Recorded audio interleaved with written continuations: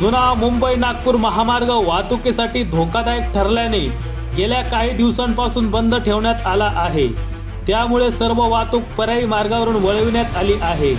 मात्र पर्यायी मार्गाची दयनीय अवस्था झाल्याने वाहनधारकांना मोठ्या अडचणीचा सामना करावा लागत आहे। आज बुधवार दिनांक 3 डिसेंबर 2025 रोजी सायंकाळी अंदाजे 9:15च्या सुमारास रस्त्याच्या एका बाजूचा भराव पूर्णपणे कोसळल्यामुळे एक अवजड वाहन त्या ठिकाणी अडकले। सुदैवाने मोठी दुर्घटना टळली, मात्र यामुळे त्या भागात वाहनांच्या लांबच लांब रांगा लागल्या होत्या।